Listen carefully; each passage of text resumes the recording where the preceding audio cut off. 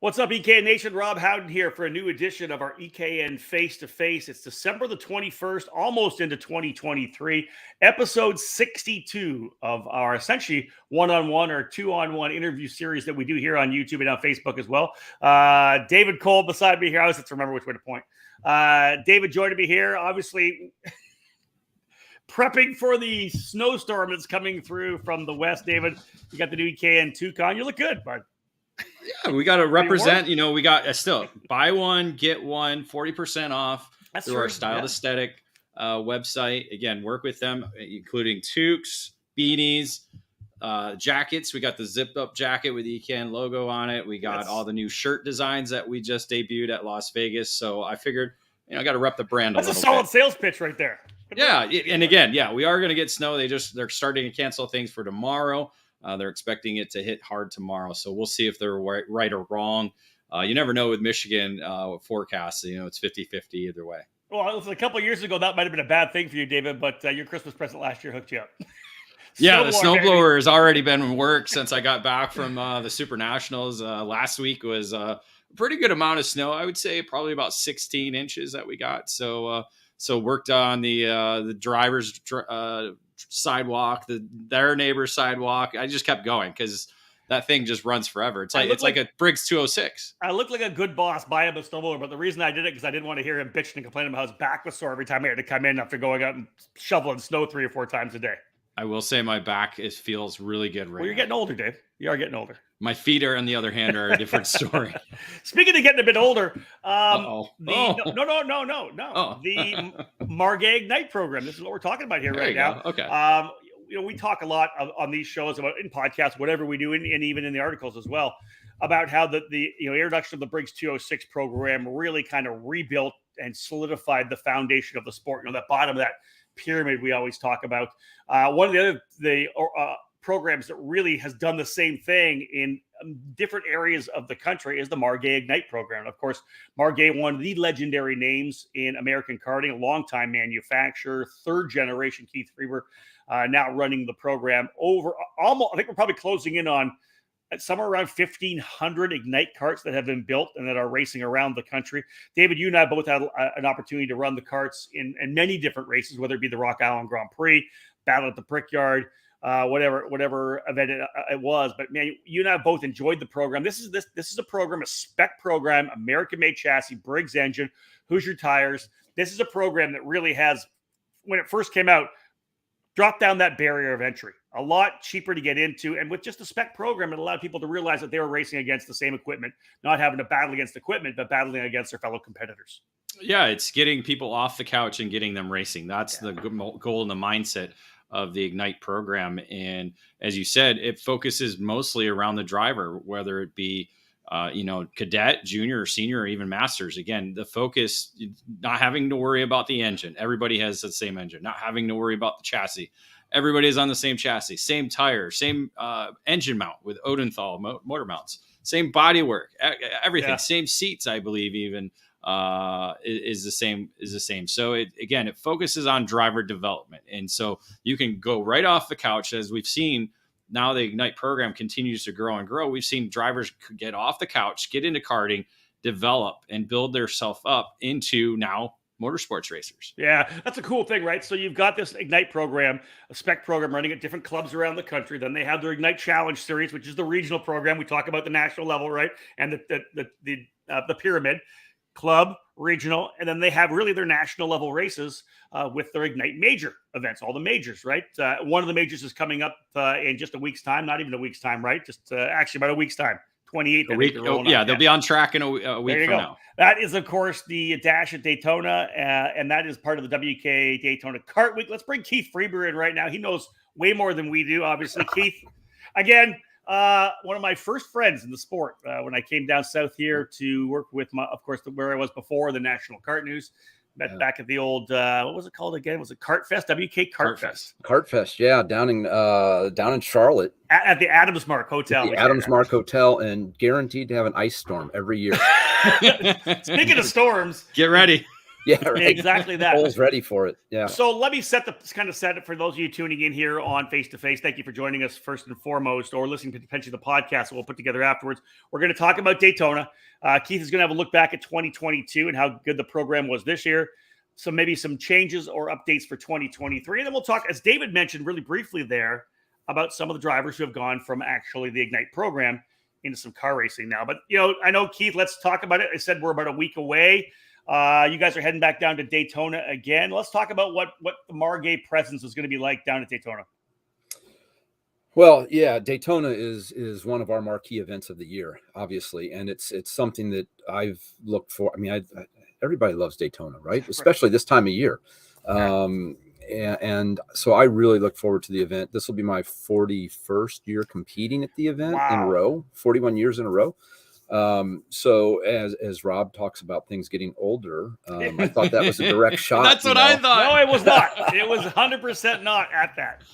But that's amazing, dude. 41 years. That's an absolute. Yeah, well, and it shows in the photo that you used too. I'm going to have to talk to my PR team here, because that photo that you used, man, it looks like I just rolled out of bed or something after a 3-day. It looked like you were focused. The car, like focused. Okay, that's the word we'll use. Yeah, but no, Daytona is again a marquee event. It's a destination event, and it's an event that people from every corner of the sport can go and participate in.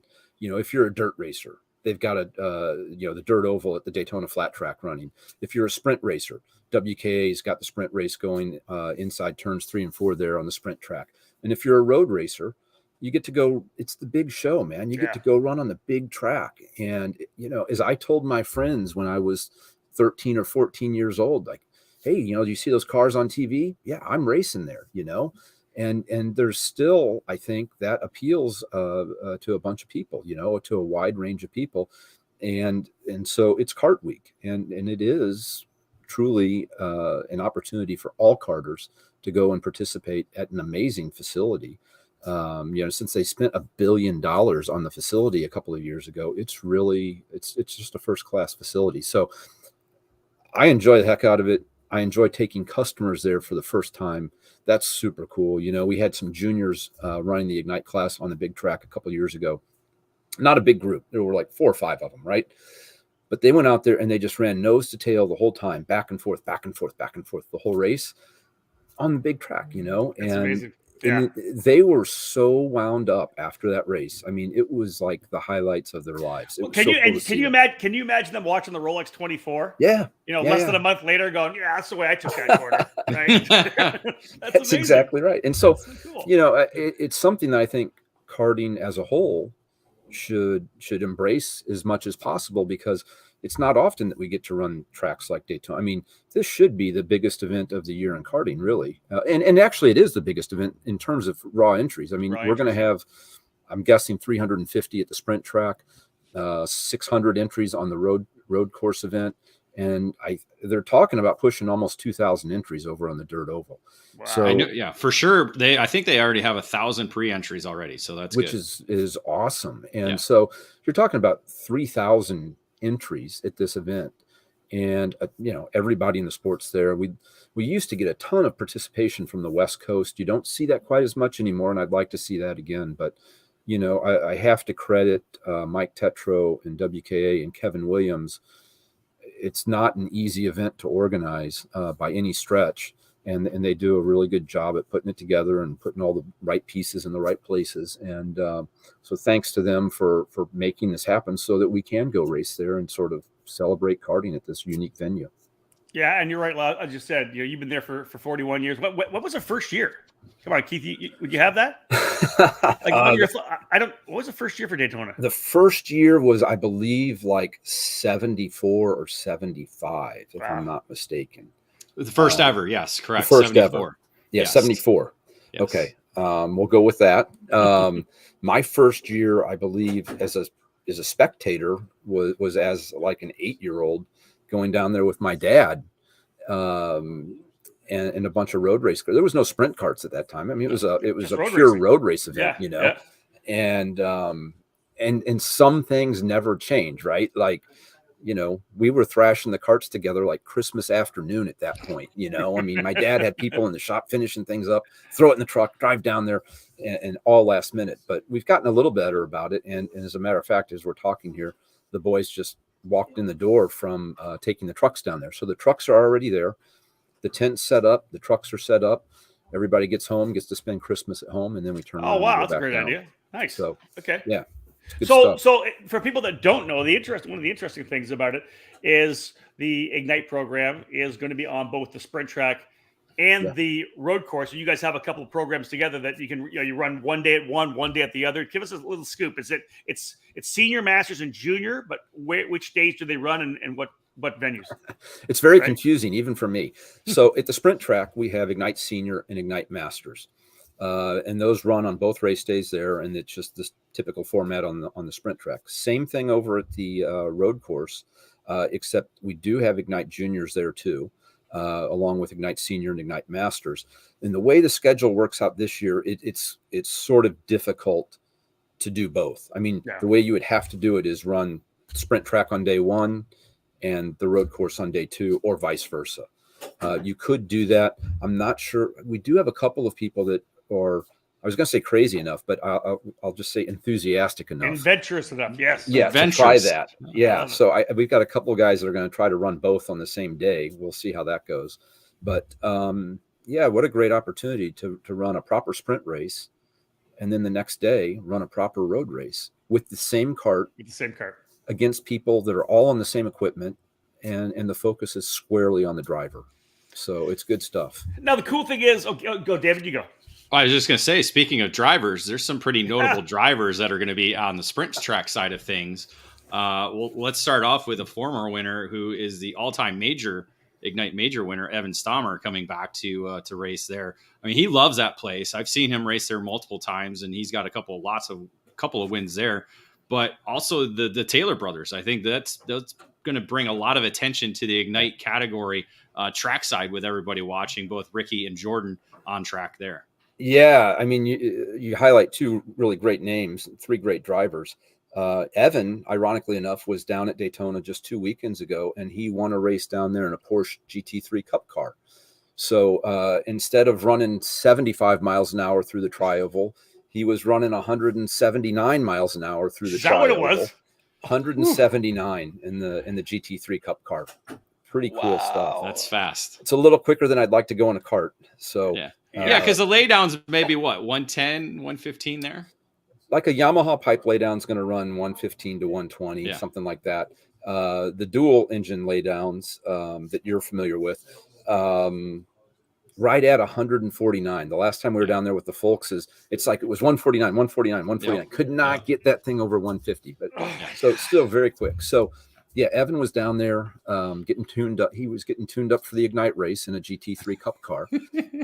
And then the Taylor brothers, I got to credit Zach Buchanan here for putting that deal together. Zach pursued that whole program and got Ricky and Jordan signed up. And they're going to be, I mean, these guys, maybe their name isn't synonymous with Earnhardt in Daytona, but it's right there. I mean, it's a step behind, barely, These are the guys when it comes to getting the job done at Daytona in IMSA endurance racing. Mm-hmm. And they're avid go-karters too. I think a lot of people have seen their YouTube videos, which I kind of cringe at when I see that. I'm like, okay, this is how you don't do it, kids. Don't do this. But man, it looks like a lot of fun. And so they're both going to be competing, and we're really excited to have them. And I mean, I look for them to be very competitive. Obviously, think of the guys that have been there before in years past too. The Gabby Chavez's, Zach Veach. You've had guys that have been part of the action before. It's one of those things. It's perfect time of the year for an IndyCar guy, an IMSA guy, whatever, to say, I want to jump back to the roots and have some fun. We'd really like to build this. It's tough to do. It's tough to get everybody geared up at the same time and at the same place. But if WK has told us that if we can get the guys together, they would actually do a pro-only Ignite event where we had IndyCar, almost like an IROC type of deal, where you've got IndyCar drivers, IMSA drivers, all in a pure class with just them. And so I know Zach continues to work hard on that. It's not going to happen this year, but that is something that we'd love to see in the future. Well, you know, Jamie Murray will be down there with his son racing, so that'll be a great connection for the NASCAR side of things. Jamie unfortunately can't race because his arm's in a sling because I twisted it so hard. Unsuccessfully, I might add. Until it broke, obviously. Yeah. We were working on Jamie and you know, it's tough being a karting dad because that's what he is now. That's it. You know, and so I said, hey man, I really need to know, can you do this or not? And he said, no, I can't do it. And I got back to him and I said, you know, that is the right answer. That's exactly the right answer. And, you know, Carter is another young aspiring driver, Jamie's son, that's moving up the ladder and is going to do really, really well. And Jamie's focus rightly is on Carter 100%. So, you know, maybe we'll get Jamie after Carter's already moved on. There you go. You know, so we'll look a little bit further down the road. So we talked Daytona, which is kind of the end of 2022, but the start of 2023. Let's rewind a bit and talk about 2022. I mentioned off the start, you know, we're well over 1,000 Ignites, closing in on 1,500 karts that have come out of the shop that are now running over all these different programs. How was 2022 for you guys? I know there were obviously some challenges, but the Ignites, the majors came off well. Give us a little snapshot of how 2022 went for the Ignite program. It's a crazy year for everybody. For you guys, for us, for everybody. It was there was a lot of what I would call pent up demand. You know, last year at Daytona, we had 47 entries in Ignite Senior. And I think a lot of that was just people, you know, ready to go. They'd been sort of homebound or, you know, not racing as much or whatever. And so people were ready to get out and go. But the participation was really strong. I thought across all forms of karting in 2022. I thought karting had a very, very good year. Probably the best year we've had in maybe 15 plus years. And so I think karting had a very good year. We had a lot of challenges here. We had all of the challenges that you hear about with supply chain issues, employee issues. I mean, we dealt with all of those things. And the group that we have here now is really the best group we've ever had. I'm super excited about the group we have here and the way we're tackling things moving forward. I think 2023, we're going to put a lot of the supply chain issues that we had behind us. Cool. And the key really at this point to grow the Ignite program and to grow our brand even further is just having product available. Yeah. I say this all the time. I mean, you know, whatever we build, we can sell. We don't have a sales problem. We have a capacity problem. Yeah. So, I think some of our dealers were frustrated a bit in 2022 with the, you know, lead times on getting complete carts. And rightfully so. They should be. Keith, I know in talking to Dan Roach at Briggs & Stratton, you know, obviously that's one of the things people have talked about. They can't get engines right now. They literally sold out what would be their normal sales of a year engines were gone by July, I think, when Dan and I were talking. Like, just this, it's not that they can't supply the demand. They're having to work. Yeah. They have to change things to supply the demand because they had already reached the average number of sales they had mid-season. And of course, you guys, based on that as your engine package, I'm sure that was an issue as well. It was a bit of an issue, but to be fair, Briggs has worked really well with us. We've never had too many engines, that's for sure, but we've never been totally out. Yep. But Briggs has been really, really good to work with us and very supportive of our program. It makes sense as an OEM, right? Yeah. I mean, we're not here flushing them out to retail customers or anything like that. It's everything that we get in goes to Ignite Karts. Yeah. And I think they understand that. So they've been a great partner. But I mean, whether it's seats, I was just gonna say body work, wheels, whatever. Yeah. I mean, tires, you know, tire manufacturing, not necessarily in karting. Karting hasn't really borne the brunt of it, but tires are a real issue and Rob, you know this. Yeah. At every level of motorsports, tires are a real problem. That's a big issue. The biggest issue, one of the biggest issues right now. Yeah. And so, you know, obviously we partner with Hoosier and they've been terrific. We've not had to deal with any of those issues that they've dealt with at higher levels, but you know, they were in the same boat as Briggs. You know, they sold more tires in 2022 by an early date than they'd ever sold before. And they're like, where are all these things going? You know, I mean, everybody's just kind of like, well, where's all this stuff going? It's crazy. So it's good, but when you're in an industry that has sort of operated between these two bands, right, these two lines for a long time, you know, we're up a little, we're down a little, we're up a little, we're down a little. When all of a sudden it goes up and you're way past the normal peak, the industry has a hard time keeping. Well, think about it with a Hoosier Briggs. You guys bended steel. Yeah. You're gonna buy X amount of steel because every year we sell this many carts. If you have to sell this many carts, you don't have the stock of steel, and you have to then you're searching for material. Yeah, and steel's a whole nother thing, by the way. Yes, yeah. So I saw you shudder a bit when I said steel there. But it's all of those things are issues, and we're no different than anybody else. We had to deal with all of those things last year, and I'm proud to say that we're still here, and I think we're better positioned now than we've ever been going into a new year. So very optimistic for 2023, and again, I think we're going to sell everything we can build. So everybody's going to work over Christmas. No. Yeah. Well, of course, you guys are going to be at the racetrack. We will be working. We'll be working at the racetrack, though. We'll come back. There's some stuff about 2023 manufacturing-wise that I want to touch on when we wrap things up here. Let's go to 2023 right now in terms of the program itself. Obviously, we know Daytona is getting things underway as really the first unofficial race of 2023. What are we looking at Ignite Challenge-wise? Are there any new tracks potentially coming on board as Ignite tracks clubs?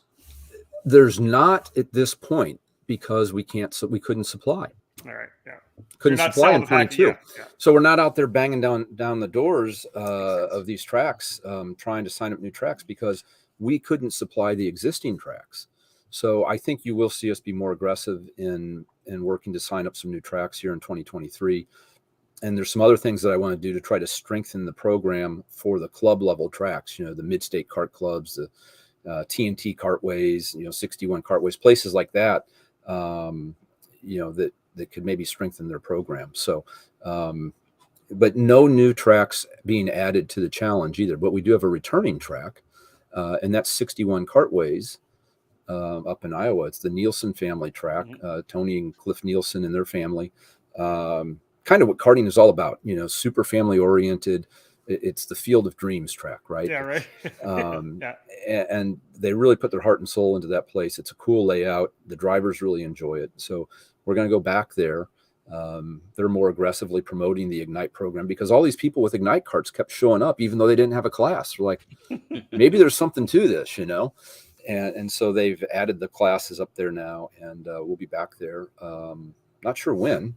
July 15th. Thank you for that, David. Got the schedule here. Yeah. Yeah, you have all the official paperwork. It's awesome. I was hoping Rob printed it out, but it's right in front of me here. I was waiting for Keith to come up with it. I'm trying to see if I'm looking at my schedule. The series begins May 21st at Gateway Kartplex. Gateway Kartplex, obviously that's basically your home. Yeah, the home of Ignite Karting, and every time we talk about Gateway, we have to thank Curtis Francois, and we want to thank Curtis Francois for giving us the opportunity to develop this program there. It's been awesome for karting, not only in this area, but I think karting in general, and none of it would have happened without Curtis and his vision and Curtis wanting to grow motorsports in general here in St. Louis. So hats off to Curtis and many thanks to him. Nice. Yes. And Rob, you still haven't done laps at that track, have you? Well, I'm just going to say, as I look at my schedule here, that's qualifying weekend at Indy. I don't do anything that weekend. Well, but even when you went there with the USF, he's so lame. Championship. No, you guys shut the track down this year. Oh, that's right. You guys this shut year, the track but prior years, Mr. Hotshot here. You kept telling me I was going to drive the Twin. I never did get a chance to drive the Twin. That's what I wanted to drive. Okay, well, we're going to do that this year. We won't be there this year. I won't be there this year. There's no USF Pro 2000 there. We're not going to Worldwide Technology Raceway this year. That's a bummer. We'll miss you. It's a big bummer. Yeah. All right. But like I said, come over when you're at Indy. Maybe I need to come over for the first Gateway race. 3.5 hours away. I can drive that. And that weekend is really big. We have a huge turnout. We do sort of a doubleheader where we have a local Ignite race on day one. Then we have the Ignite Challenge race on day two. We're lobbying Keith Scharf, the GM there, very hard for his version of what he calls the super track, where we actually go out onto the road course, come back in onto the sprint track, and it's a lot longer track, and there's some drafting involved. Oh, It's wow, a lot of fun. So let me see if I can go on here and book my Airbnb at the Freber household and come on over. Nicole would love to see you. That sounds like a great idea. I love it. All right, so we talked about that. What else you got going on? Gateway, we talked about that. That's that first weekend. Back at Mid-State, back at TNT, and back at Audubon again, which is great too, right? Yeah, Audubon has been fantastic. I think the program's worked out really well there. They've invested. I'd like to think. Actually, there's two great stories here. There's Audubon and TNT. Audubon is obviously a first-class circuit before you even get to the kart track. It's a great facility, and they had a karting track 5 years ago, and it wasn't much of a karting track. It was something you could drive karts on. Yeah. And so we got together with them, introduced Ignite up there, and things took off. And they invested heavily in building a proper karting track there. Nice buildings, nice facility. They're adding some garages, I believe. And every time we go there, it is first class. There's not a piece of trash anywhere. Everything is spotless. They treat us very well. And it's really nice. And I'd like to think that Ignite was sort of the genesis of that development and that investment. And then you've got a new track there, and then you've got one of the oldest tracks in the country with TNT and Terry Trader. And our relationship with the Trader family literally goes back 60 years. And so Terry's always been, a very close family friend. He's done a lot for us, but he's also done a lot for karting over the years. And the track, though, had been sort of stagnant for many years. Not a lot had gone on with the track. But we introduced Ignite up there again. Entries picked up. Terry got enthused, and he went. And this, people will tell you this is rare for Terry, but he spent some money. and I give Terry a hard time about that, but he reinvested in the track, repaved a large portion of the track, and every time we go there as well, they do an amazing job of presenting the facility. I mean, to them, it's like the Indy 500 is coming to town. It's that level of preparation on that facility. There's no trash anywhere. The place is super clean. It's like a major event. And we bring our Ignite Challenge series there, and we have a great time. The competitors, everybody loves going to Quincy. Rob and I could do a whole nother show on Quincy. We could. And the bars of Quincy. But so you've got a new track and an old track that I feel like investment has taken place because of Ignite. Yeah. Or at least stability somewhat. of it. Yeah. Agreed. Yeah. Yep. And Terry will tell you flat out that Ignite is what led him to sort of bring that track back. So that's great. We're going to roll into obviously into the majors right now. Before we do that, good segue into talking about Terry, talking about TNT, talking about Quincy. Obviously horrible. Well, I shouldn't say horrible because I don't want to make it sound that, but disappointing news. I understand Terry obviously decided to not run the Quincy Grand Prix next year. It's a race I kept wanting to get back to, but my schedule was never allowing me to do it. Sooner or later, you had to figure out what's going to keep going. But what are your thoughts on this past year being the last Quincy Grand Prix, at least in this iteration? Well, certainly sad. Yeah. I mean, there's so many people that have had so many good times at that event and in that town. And to see the effort that Terry put into that event, again, when we roll into the park up there, the way he's not only Terry, but the city parks department. How often do you get the city parks department working to make the karting event top notch? Yeah. And Quincy really got behind it. The parks department was very behind it.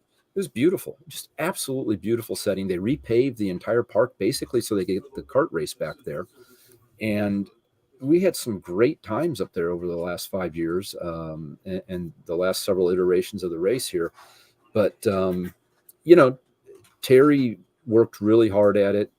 And I think he was hoping for a little bit better participation level. And, things have changed a bit. There's not as much following for street racing as there used to be.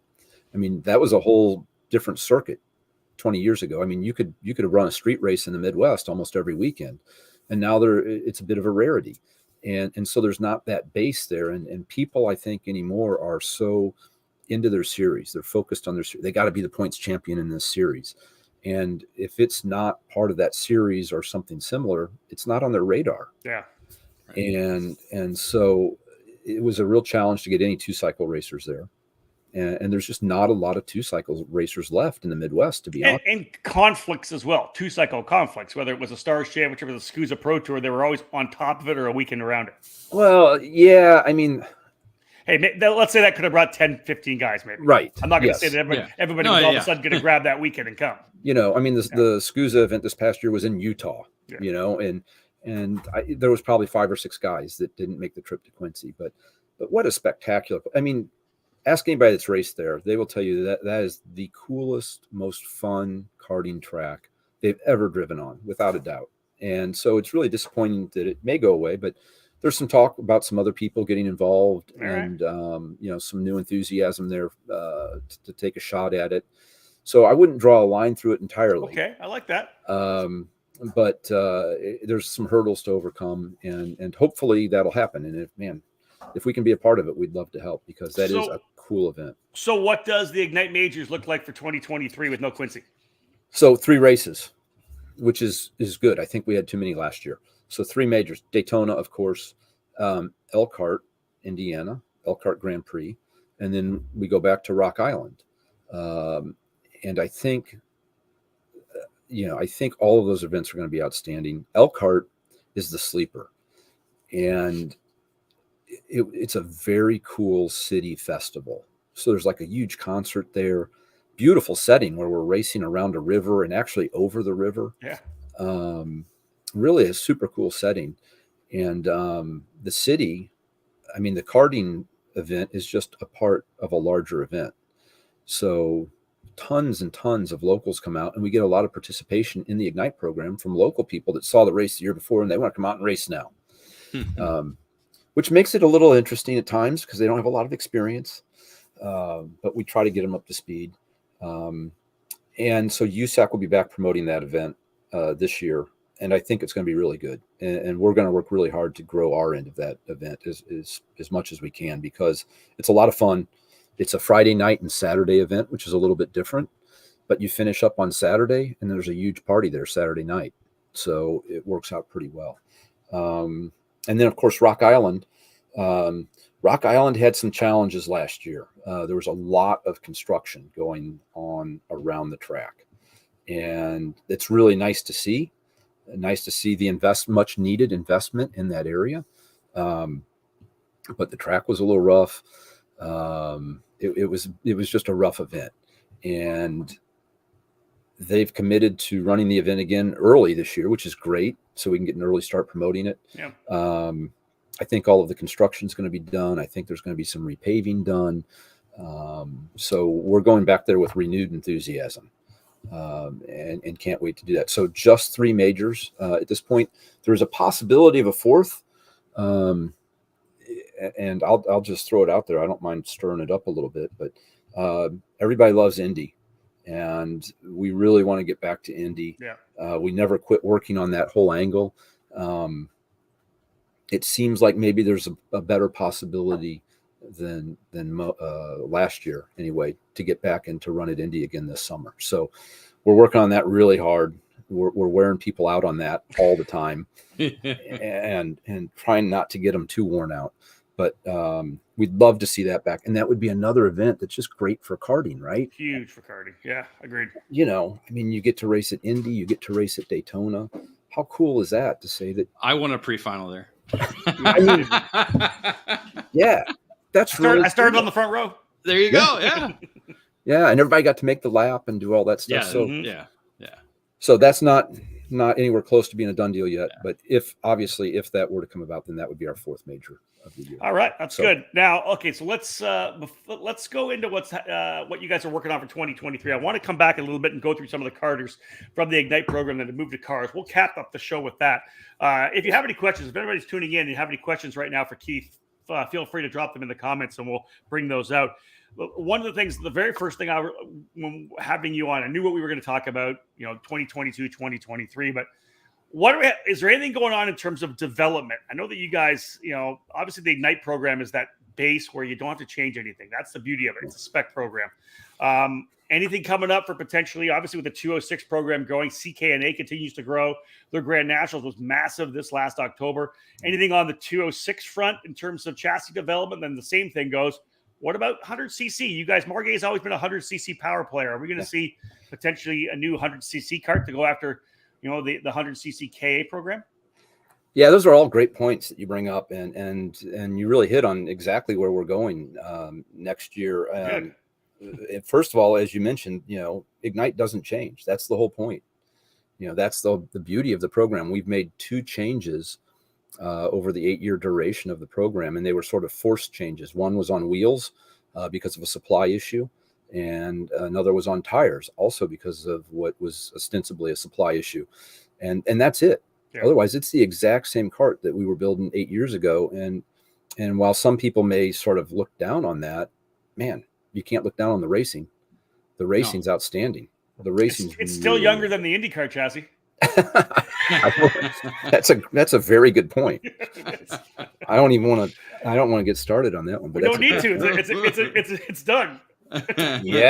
Yeah, that's something else. So Ignite's been super stable, and that's really provided a great foundation for everything we do, and so many racers. But yeah, I mean, we also like to compete elsewhere, and you mentioned the success of the CKNA program at Newcastle, and we'd like to be there. I think we've got the drivers, and I think we've got the equipment to get the job done there. So we're going to renew our focus on what's been our Brava 206 kart for the last several years, and reintroduce that with some new changes and a new name for that. So that'll be happening real soon after the first of the year.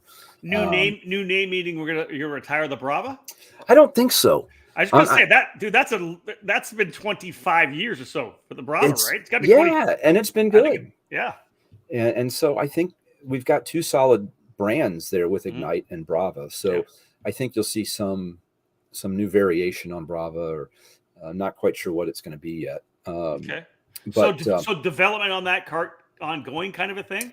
It is. We've got some old tricks that we're going back to, and a few new bits on there that we're going to incorporate, that we have incorporated, and just waiting to get on the track with it. Hopefully going to be on track with it at Daytona.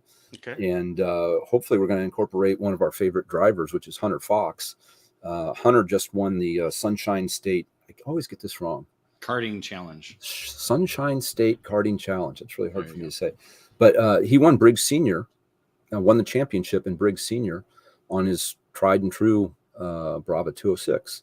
So we really like everything Hunter does, and he always gets the thing to the front. So he's got great feedback too. Nice young driver to work with. So we look forward to working with him a little bit more on the development there, and getting that kart out this spring. And then you mentioned the 100cc stuff. Yeah, I'm an old 2-cycle guy. You are. Or talking Quincy. Come on. Right? We built our own 2-cycle engine. A lot of people don't even know that. It was so long ago now. We're like 2 generations removed, but we built our own 2-cycle engine right here in St. Louis at at Margay. We built a 100cc reed valve engine that we had a huge amount of success with in the late 70s and early 80s. And I would say, though, I would qualify that by saying that the success was mostly on the racetrack and not at the bank. Not at the business side of it. Okay. Good to know. It was really expensive to run that program, but we won a lot of races. So that's all that matters, I suppose.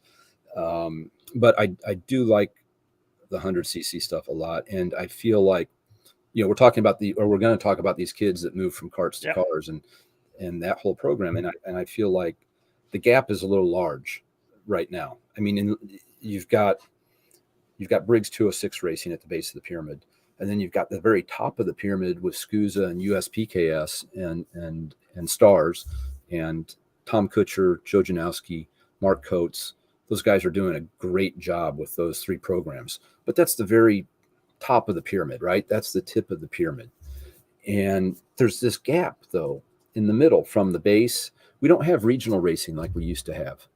And we don't have sort of that mid-level. You're either racing a Briggs at the local track or maybe a small regional program, or you're a professional go-karter up here with SCUSA or Stars or USPKS. So one of the things we're planning for 2023 is an Ignite 100 and adding an Ignite class. Actually, we're talking about adding 2 Ignite classes. So the Ignite 100 with the 2-stroke 100cc version. And let me just back up a little bit here. We're probably going to incorporate a new, not sure how we're going to name it just yet, but it's basically going to be a sportsman class for Ignite. The problem we have with Ignite, here's the problem. It's gotten really popular. It's great, right? But it's a great problem to have. you go to Gateway Kartplex, and you want to get involved in karting, and this Ignite program's made it very easy for you to get involved. But you show up at Gateway Kartplex on a regular Saturday afternoon event. There's 30 guys in the class, and 10 of them have 6 years experience running the class at that track. Yeah. So, it's supposed to be all about bringing new karters in. And so we bring these new karters in, and we say, hey, you're on a level playing field with everybody else, except those guys over there have 6 or 7 years experience. You're racing against Evan Stommer. You're racing against Evan Stommer whoever else, right? Yeah. Whoever else, Reed Sweeney, Jaden Beckman, Mark Schwiegen. Schwiegen, yeah. So it's become so competitive that it's very difficult for a new karter a new Ignite racer to sort of find their way and get competitive without getting discouraged, because there's so much depth. So we're going to try to split that out. We're going to come up with some criteria that says if you've won X number of Ignite races, or if you've won a championship in Ignite, you have to run the Ignite Pro class or the Ignite Expert class or whatever it's going to be called. And we're going to try to keep Ignite Senior more as a pure entry-level class. So the new people filtering into the sport don't have to go out and compete against these guys with all that experience. That's a logical evolution of the growth of the series. Yeah. Right. And it speaks volumes that you guys are retaining drivers. It's not like they're coming in as a bounce step, moving on to somewhere, else. They're remaining in the program because it's such a great program.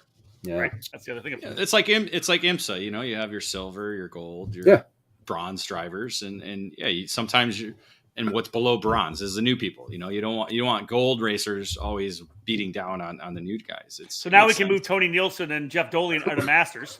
Yeah, right. Well, I mean, that's a legitimate issue, but I certainly don't want to wade into rating driver, the driver rating system. No, I don't want anything to do with that. But majors, you have to do it. Right. I would think majors, and that's what Rob was getting at, is kicking those guys out at the majors. We can't do that as much as I'd like to. I would flip that and say we need to kick those guys out at the local level. Yes. And they should be the highlight of. That's why you go to a major event, is to race against a Tony Nielsen or a Jeff Dolian or Evan Stommer. You want to see how you stack up against the best. That's how you get faster. That's exactly how you get. That's how you get faster. But maybe you just don't want to race them every week at the local track. That's true. Good point. All right. So potential sportsman program, like an entry level or the entry level. I like that. And so what you were saying is that we're doing some development on a new 100cc Brava. It's going to be the same. Well, Ignite 100cc Ignite. Okay. So we're doing this spec Ignite program. Yes. Right? So let's go there first. So you guys are going to add a spec Ignite KA program. It's a 100cc program. So it opens up to VLR as well. It's going to be a spec 100cc program. We're not saying yet. I get it. We're working to finalize our engine partner on that. It will be a spec engine. All right. And it's going to be identical to the Briggs 206 program, where the whole package is spec. The engine's going to have a seal on it. There's going to be a single rebuilder, single source rebuild program for it. Unlike the Rotax program in the past, which was a great concept, but where it got a little sideways was you had 30 or 40 rebuilding shops across the country. So there was no parity. But they also make those rebuildings. Remember, those service centers became engine builders. Exactly. That was the problem. That was the problem. Yeah. And so we want a service center where they just turn the engines around. And if it's a single service center, they don't have to worry about competing with others. So they're not an engine builder. They're not trying to find that. They're just trying to produce the same thing every time. Is there a timeline when we'll find out this engine package? I would say we should have that nailed down by mid-February. Okay. And you'll be the first. I won't pry. You'll be the first to know. And I feel pretty good about where we're headed with that. And I think it's going to be again, a logical extension. We talk about the sportsman level. This is also a logical extension. We've got kids that want to move into cars, and they, in my opinion, they're better served. I mean, we can develop some great drivers with the competition we have in Briggs 206 racing, but we can develop even better drivers if we have that same level of competition with a little bit quicker 100cc program. So just to kind of get the steps, is it the same chassis that you already have with the Ignite program going on, just with a 2-cycle engine? That would be way too easy. Right? I know that, because that's where I'm thinking, because we just talked about how in the 8 years it hasn't changed. So guys with the older Ignite karts could put a 2-cycle, whatever the 100cc engine that you run on it. Like, is that a possible option when, at least just to establish this program? That would be your first thought, right? Is, well, let's just use the same chassis, and right. I don't think that's going to be the case. As a matter of fact, I'm pretty certain that's not. I'm just feeling like that the chassis flexed out a little bit and put that more horsepower on it. I just feel it's too soft. Yeah. We need, and we want to also run a chassis that, somebody. It's the same thing with Ignite. You can take that Ignite kart, and I guarantee you it'll be competitive in any 206 class. And we want to do the same thing with the 2-cycle side of it, to where you can take the 100cc package and you can go run it somewhere else, and it's going to be competitive. It's not just a sort of a one-trick wonder, or one-trick pony. Okay. So there may, I'm sort of trying to figure out how we're going to approach any development on that. Maybe the development is not permanently frozen on that chassis. Maybe there's a 3-year cycle on that chassis, where every 3 years, we found some stuff that makes this thing a little bit better, so we're going to incorporate that instead of just freezing it forever. But Ignite 206, that's froze. That stays the same. The kart works great. Anybody can jump in it and be fast. Easy. But we're going to tune things up a little bit on the 100cc side of it. Okay. All right. Makes sense. I like that. That's a little teaser that we can come back around in February and have another one of these shows in February. I like that. My birthday's on the 17th, Rob, just to let you know. I could send you another snowblower. There could go, oh, man. Yeah, he'll get a case of oil. That's all he gets now. Oh, man. All right, let's wrap this thing up, and let's talk about let's go full circle, right? Let's go the bringing people in the sport, lowering the barrier of entry, rental car people, whatever, come in, they get into Ignite. Eventually, drivers are going to grow and develop as talents and want to move on. The dream is always there, right? When you're in a kart to potentially become a race car driver, and we've seen some of them. And I'll throw out the very first one because I was there. Keith, you gave me the phone call when we talked about Evan Stammer and Spike Kolbecker. When you discussed the kind of the growth of, or the development of Ignite Motorsports with Scott Blinn, that whole program. But things have kind of developed. Those drivers did some time in what was the Road to Indy in USF 2000, now the USF Pro Championships. Let's start with that and the pride I think you saw when you were at the racetrack with those guys, seeing what they did coming out of the Ignite program. And, for Spike had a lot more experience than Evan did, of course, in cars, a ton more experience. I was so pleased with the way Evan developed over that 1 year in USF 2000, which is such a ridiculously tough program, as you now know, where that KA program would have probably been a better thing for him coming out of Ignite into USF. Watching him grow, watching Spike in there, it was just amazing to watch Evan get quicker and quicker throughout the season. Yeah, I mean, you hit it all right on the head, as usual. I mean, we took 2 drivers right out of Ignite, although Spike again had considerable experience, actually most of it overseas. Everywhere from New Zealand to the UK, Canada. I mean, the kid was 18 years old and had spent 3 years racing in international series around the world. So he brought a lot of experience. Evan was completely the opposite end of the spectrum. We literally took Evan. We really believe in Evan, believed in him at the time, still do. I think he's a great guy and has a lot of talent. And we took him right out of Ignite 206 racing and went, boom, here you go. Figure this out. And it was we threw him into the deep end where like all the sharks were. And he responded well and developed nicely over the course of the year, as you said. And it would have been nice to see what he could have done in a second year. Yeah. But as you know, so many of these things are funding dependent. And the funding wasn't there for a complete second year in USF 2000. So where he did get a ton of seat time was he ran sports cars with Scott Blend and his Ruckus Racing operation. And we already talked about Evan racing at Daytona in a 911 Cup car, which is insane, right? So it's worked out well for Evan. Spike is going to be back next year in the Toyota GR86 Cup Series, which I think is going to be a terrific series. Evan's going to do more sports car racing with Scott. We've got Reed Sweeney, another great kid from Gateway Kartplex here in St. Louis, who just won the Mazda Spec MX-5 Cup Challenge Scholarship Shootout, whatever. And Reed is going to do really well in whatever he gets into. I think that's really big for that program, for your Ignite program, to see Reed, of course, developing his skills there. And then that shootout, you looked at the depth of talent in that shootout, where those drivers came from, SCUSA, USPKS, wherever, Route 66, everywhere those guys came from in that program. For him to be able to emerge as one of the winners of that program, I think speaks volumes for him too. Yeah. I mean, I'm super excited to see what Reed's going to do this year. I think we've all got big hopes for him. Alexander Cyril, another kid that came through the Ignite program. He's done real well in Mazda. Jaden Beckman is a young woman that races with us at Gateway Kartplex as well. And we have a lot of enthusiasm for her and some big plans for her in 2023. I think she's going to make the transition. She just turned 16, and she's going to start getting some seat time in some sports cars, and she's going to surprise a lot of people. I have a tremendous amount of faith in her ability and her desire and determination. She can get the job done, and I'm really excited to see what she does. And so that's the kids, right? We've talked about all these kids that are moving up, but we have to talk about this old guy that also came through the program, and that's Scott Blend. And you mentioned his name before. Yeah.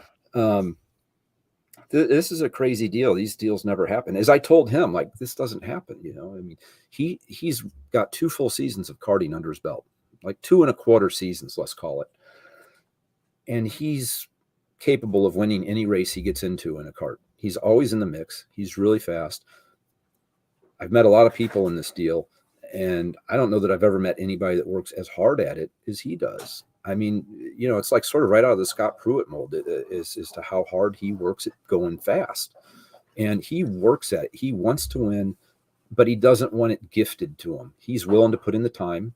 He works on it and unbelievably, I mean, he just works really hard at it, and it's impressive to see. And then he's fast. And it's super annoying because he's really fast. He's a year or 2 older than me. And it's like, man, how does that guy do that? Yeah. And so he has gone from running Ignite at Gateway to, again, running all these Porsche events and BMW WRL events. And I mean, he is no slouch. The guy is super fast. So I think, again, Ignite served him well. I think it serves these kids well. I think we're going to add the missing piece with the 100cc program and another missing piece with the sportsman class or on the flip side of it, the pro class, however that works out. I'm just super excited about everything we've got rolling headed into 2023. It's interesting, Keith, because obviously with COVID in 2020, we were shut down for a bit. Then everybody got cooped up, and then everybody exploded out of the gate, wanting to go racing again. So it's like we weren't able to have any kind of development like what you're doing right now. We've almost been playing catch up.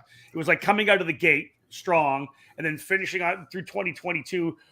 Everybody racing, like you said, industry-wise, business-wise, you're dealing with supply chain issues. You're trying to do whatever you can to make sure you can get product in the hands of the racers, still putting events on. And then now here we are to 2023. It just seems like you were able to take a deep breath and then get back at it again, right? That's what it feels like to me. Yeah, you're right. It was exhausting. I mean, it was just like, and so between all of the karting events I did this past year and all the sports car stuff and USF program, I went to a lot of races this year. I've got a stack of hotel keys like that thick, it's crazy.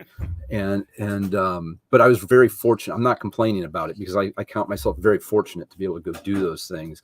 And I get to work with some really amazing people and get to do some super cool things. So I think I'm unbelievably lucky.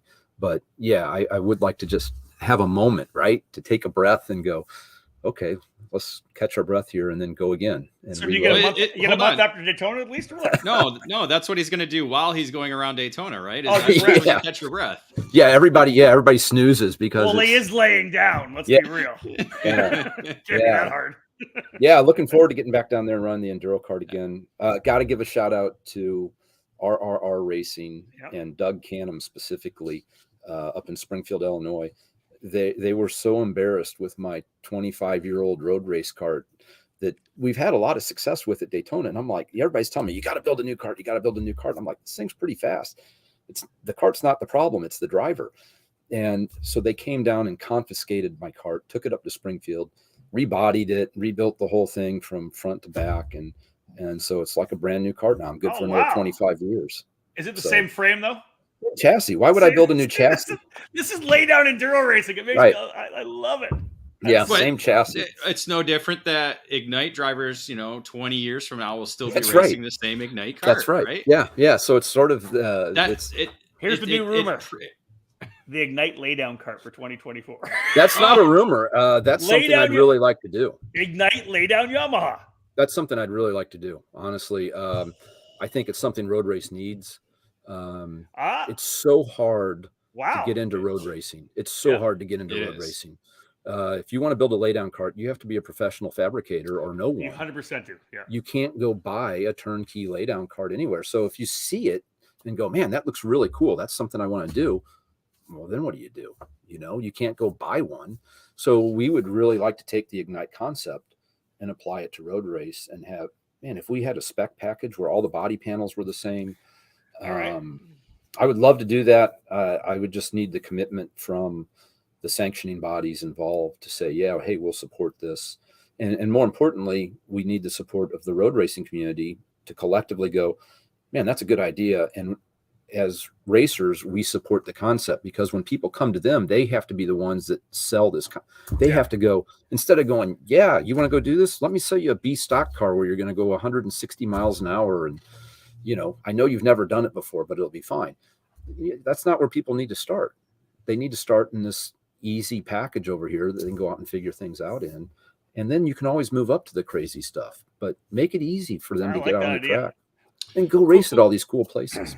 Well, quick question, because you had Evan do the lay down a few times. Yeah.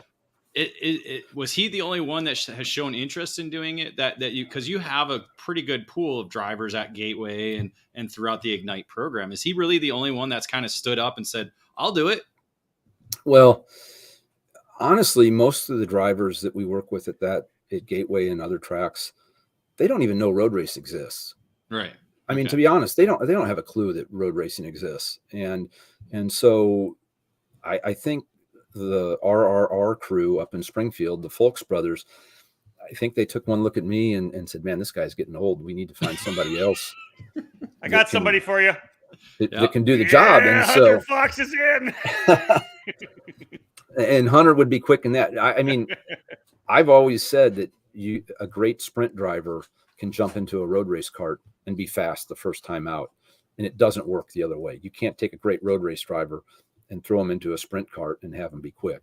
That's the transition when you go that way just isn't as easy.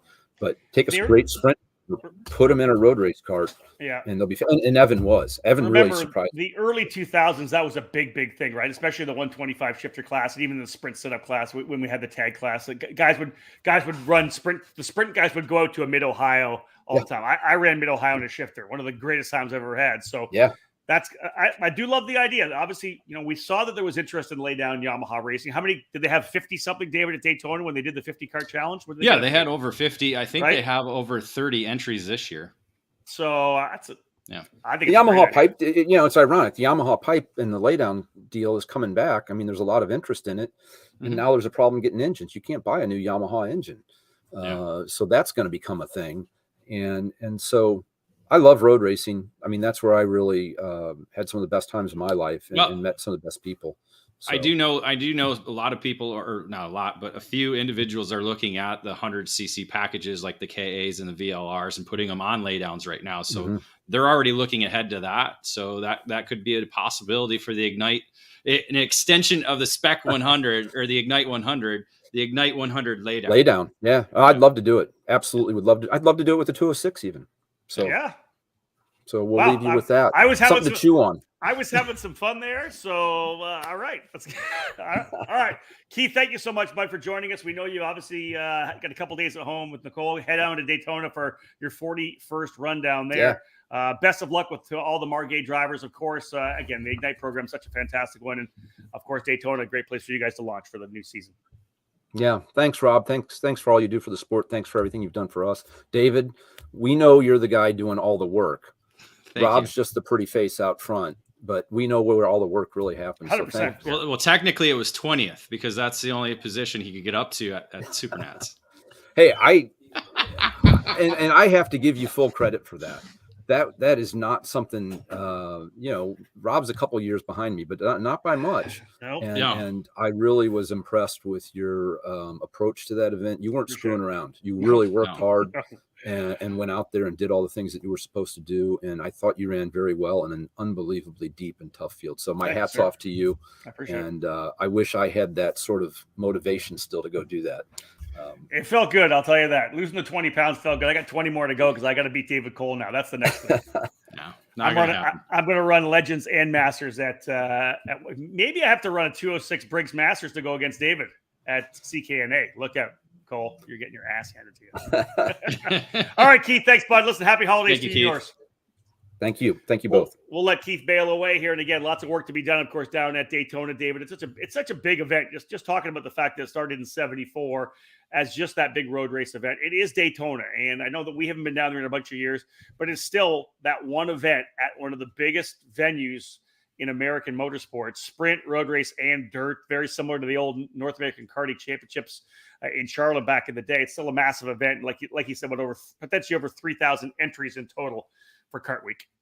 Yeah, when you look at numbers wise, it's one of the biggest karting events in the world. And again, like you said, bringing all three disciplines together at one facility. So again, you could be racing on the sprint. You can go watch road race. You can go watch the dirt, or the dirt guys can go watch the road race and sprint.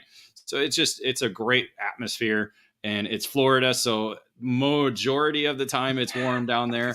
Again, there could be that 1 year where it's 30 degrees and you're wearing shorts because you forgot pants. But that's it. It's a phenomenal race, yeah. And hopefully, like we've joked about, I'll be down there for sure in 2024. Maybe next year we'll see what happens with that, because again, being in the winter weather at Christmas time is not always fun. So we'll see about that, but. You got to do it once too. It's a bucket list event. Whether you do it, I may need to do it next year. We'll see. Again, yeah. I'd like to do the dirt and the sprint just to check those off the boxes because I've already done road race. So, but I'd also like to see somebody try and do all three at one time. That's always, like he said, to try and do the Ignite on both tracks is going to be pretty difficult. I mean, if you got two, you can kind of separate them and do the road race and do the sprint, but also try and get over there and do the dirt somehow with somebody. And, Margay actually used to manufacture dirt carts. So I'm sure they got a couple laying around. So that would be cool. And speaking of laying down, another driver who's going to be racing. I saw that. Yeah. So Race LeBronce, that'll be interesting to see him do lay down. I know it's a pretty cool, Mid-Ohio is great. That's again, Daytona, Mid-Ohio. Those are kind of the crown jewels of road racing. If we could get Road America back, that'd be the third one. That's it. All right, folks. That was a fantastic edition of Face2Face, having Keith Freber from Margay Racing. Learned a ton, as we said. Talked about the 2022 program. Little look forward to 2023. And, of course, talking about Daytona. Some great stuff at the end there, as we're going to potentially have, as we said, a new 206 open competition chassis or evolved Brava. Maybe a sportsman category as well in the Ignite program to kind of move the top guys out into what could be a pro class in the senior classes. I think that's a great idea. And then I thought I was having fun, but man, I would love to see a Ignite laydown 100cc category as well in road racing. That I think would be a really cool thing to bring new people into road racing. And the Ignite 100 as well, too, the sprint. Yeah, that's right. And exactly that. The Ignite 100 sprint chassis with soon to be named engine. Stay tuned to eKartingNews. Yeah. We'll fill you in. Folks, thank you so much for joining us. This will be our last live show before you guys head to Christmas. So on behalf of David and Nate Cole and myself, happy holidays, everyone. Have a fantastic Christmas season. We'll, of course, be working between Christmas and New Year's. Lots going on with KartWeek. CKNA Winter Nationals as well, David, coming just around the corner. So lots of racing before we start off 2023. But again, that's our final show. Thank you so much for being part of the eKarting News family, EKN Nation, throughout the 2022 season. We do this for you guys. If it wasn't for those advertisers that we have on the website, the partners that make this all happen for us, we wouldn't have the lights on here at eKartingNews.com. So I appreciate that. And again, for me personally, big thank you to both David and Nate for being the guys really behind it all. As Keith said, I may be the forefront here. A lot of stuff I do, but it's the guys in the back that make it all happen. Thank you so much, folks, for joining us. We do appreciate it. On behalf of David Cole, my name's Rob Howden. Bye for now.